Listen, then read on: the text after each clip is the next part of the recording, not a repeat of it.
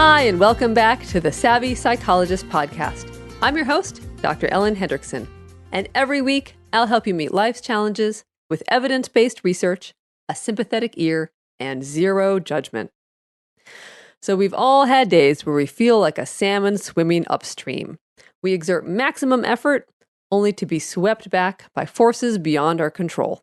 And to make matters worse, we all know what happens to the salmon at the end of that journey. But what if your entire job starts to feel like an ill-fated upriver struggle? What started as your dream job somehow morphed into a nightmare. This week, by request from listener Liz L. from Boston, we'll cover the 3 signs of burnout. And next week, we'll cover how not to end up dead in the water. Burnout has been around as long as there have been professions, but no one actually named it until psychologist Herbert Freudenberger coined the term and wrote the classic 1980 book, Burnout, The High Cost of High Achievement.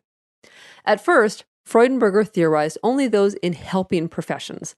Nurses, teachers, social workers, and yes, psychologists were prone to burnout.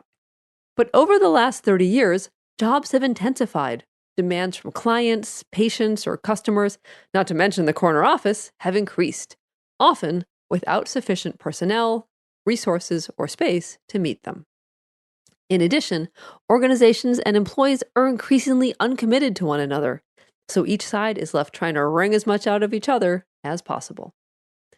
So, for all of us who check work email in bed, it's become increasingly obvious that anyone can get burned out, from students to stay-at-home moms to hedge fund managers. But what exactly is burnout? Well, in the United States, burnout is not a diagnosis, though it is in Sweden and the Netherlands. Regardless, there are 3 core symptoms: emotional exhaustion, depersonalization, and reduced personal accomplishment.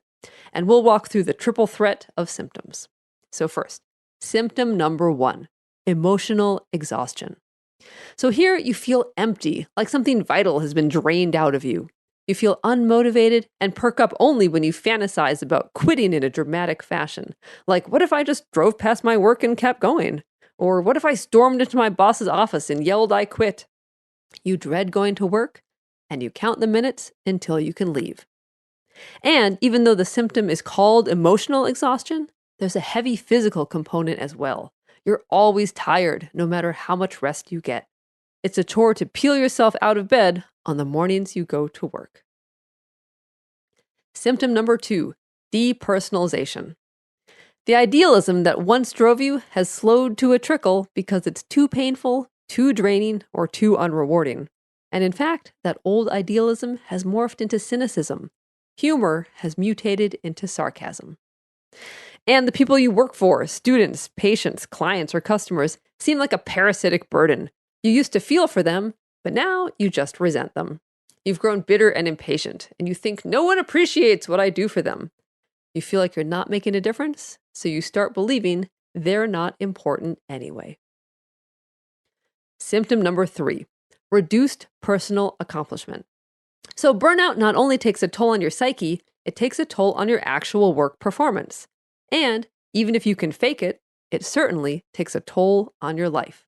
Concentration is difficult, you feel sluggish, and forget coming up with anything creative.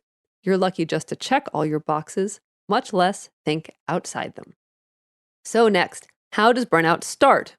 Well, researchers have found that something called effort-reward imbalance sets the stage for burnout, which, in short, is having to work really hard for little or no payoff.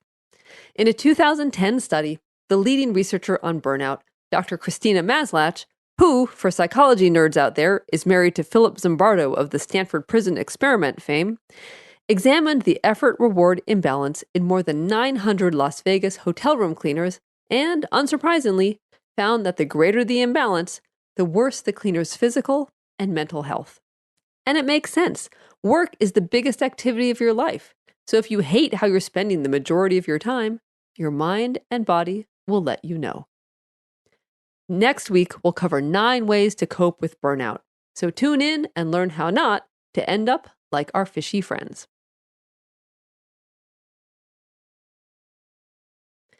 If The Savvy Psychologist is useful to you, let me know by liking on Facebook, subscribing to the podcast on iTunes or Stitcher, or subscribing to the biweekly newsletter at quickanddirtytips.com/newsletters.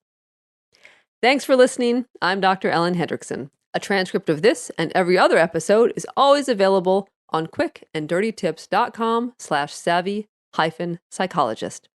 And if you want to know more about burnout, for a good long read on the topic, you can find a link in the transcript to a 2007 New York Magazine article that is still spot on. And you can find that at quickanddirtytips.com/savvy-psychologist. Of course, The Savvy Psychologist is strictly for informational purposes and doesn't substitute for mental health care from a licensed professional. Thank you again. I'll see you next week for part 2 and for a happier, healthier mind.